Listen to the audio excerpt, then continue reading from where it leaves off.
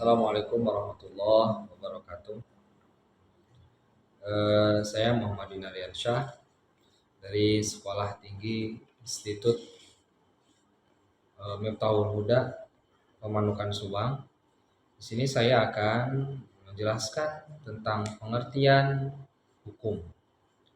Apa sih pengertian hukum? Hukum itu seperti yang kita tahu ya sehari-hari bahwa hukum itu kita sering mendengar. Namun apa sih sebenarnya hukum itu? Hukum adalah suatu aturan atau norma yang dibuat oleh pihak yang berwenang, yang mana hukum ini bersifat memaksa.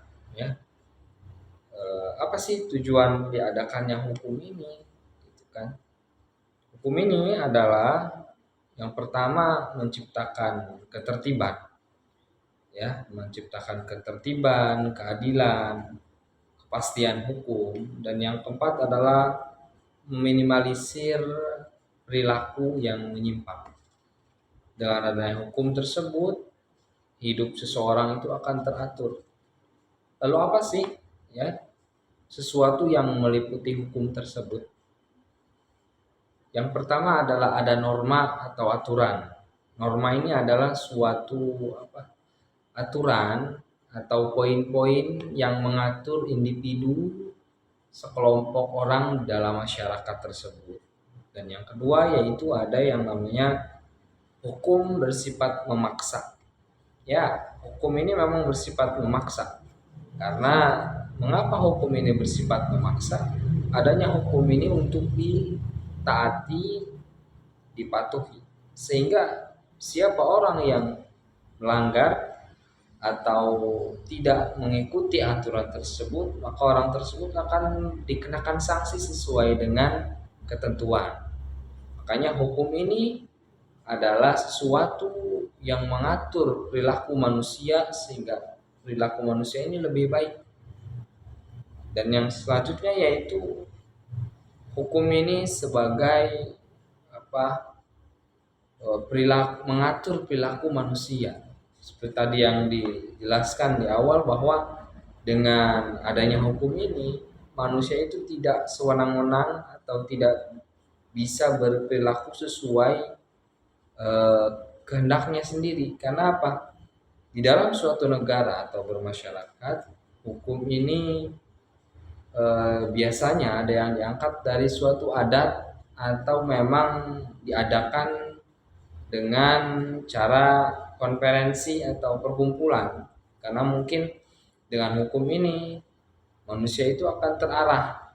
Bukan mungkin lagi, bahkan manusia ini simbol keadilan di dalam hukum itu adalah salah satunya mengatur perilaku manusia sehingga manusia ini menjadi lebih baik, tidak sewenang-wenang dan tidak berperilaku sesuai dengan keinginannya, tapi ada aturan semuanya. Dan yang selanjutnya yaitu apa? Cinta dan keadilan. Kenapa? Dalam hukum ini kita melindungi yang namanya hak-hak individu, organisasi maupun masyarakat dengan menciptakan yang namanya cinta atau keadilan, sehingga masyarakat itu akan mendapatkan hak-haknya sesuai dengan apa yang sudah ditentukan. Dan selanjutnya kita akan membahas tentang fungsi daripada hukum tersebut. Yang pertama adalah mempertahankan yang namanya ketertiban. Ketertiban ini diatur oleh yang namanya hukum. Karena ketika manusia tidak diberikan aturan, maka apa bedanya manusia ini dengan yang namanya hewan? Hewan pun ada aturannya, yang namanya aturan adat di dalam hewan tersebut. Ada ketuanya, ada yang namanya alfanya atau ketuanya atau pemimpin daripada hewan tersebut. Nah, apabila manusia tidak mempunyai hukum atau aturan, apa bedanya manusia itu dengan hewan, bahkan lebih rendah dari hewan kalau manusia tidak ada yang namanya hukum atau aturan. Sehingga aturan ini yaitu menertibkan manusia atau masyarakat menjadi lebih beraturan hidupnya, jadi tidak melenceng daripada ketentuan-ketentuan yang sudah ditentukan. Dan selanjutnya yaitu menjamin keadilan. Hukum ini bersimbolkan yaitu keadilan, menciptakan ketertiban, keadilan, dan kesejahteraan. Jadi tujuan salah satunya daripada hukum yaitu menjamin adanya keadilan individu, organisasi maupun masyarakat di negara tersebut. Dan selanjutnya yaitu melindungi hak-hak. Dengan adanya hukum tersebut, hak-hak individu, organisasi maupun masyarakat itu dijamin, ya. Jadi tidak ada manusia yang bisa sewenang-wenang mengambil hak orang lain. Karena setiap manusia itu punya haknya masing-masing. Sehingga di dalam bernegara kita sudah tahu ada yang namanya hak asasi manusia. Hak pribadi, hak individu manusia yang harus mendapatkan hak tersebut, atau kewajiban, atau yang namanya hak atau miliknya. Sehingga hukum ini berasaskan atau berfungsi untuk melindungi hak-hak manusia tersebut atau individu. Dan selanjutnya yaitu mengurangi tindak pidana, karena manusia ini kalau tidak ada hukum, mereka akan bertindak sesuai dengan keinginannya saja, tidak memikirkan kehendak orang lain, sehingga timbullah yang namanya tindak pidana. Contoh tindak pidana seperti apa? Ada maling motor, itu mengambil hak orang, sehingga motor itu diambil oleh maling tersebut apabila tertangkap, maka dia akan dikenakan sanksi sesuai dengan sanksi yang ada di negeri tersebut. Maka salah satu fungsi dari hukum itu adalah melindungi hak-hak.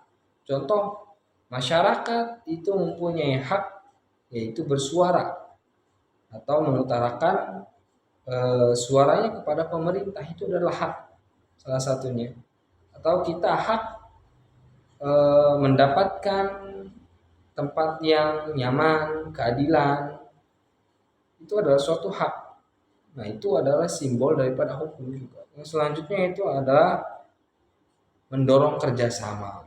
Nah, ini mendorong kerjasama yaitu antara pemerintah atau pihak yang berwenang dengan masyarakat, individu, ataupun organisasi untuk saling bekerja sama dan menaati peraturan yang sudah ditentukan.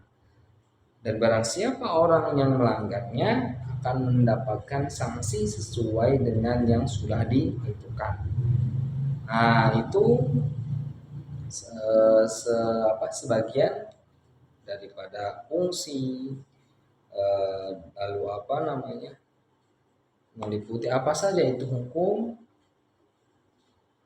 Itu kesimpulannya bahwa hukum itu adalah suatu aturan atau norma yang dibuat oleh suatu lembaga atau suatu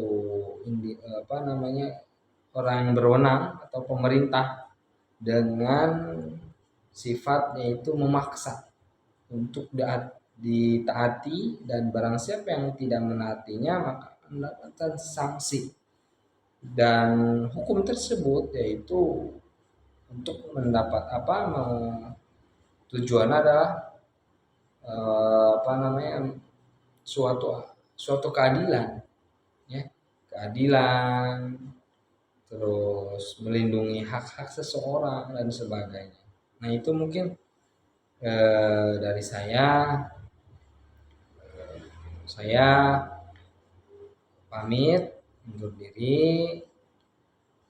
Terima kasih sebelumnya. Billahi taufiq wal hidayah.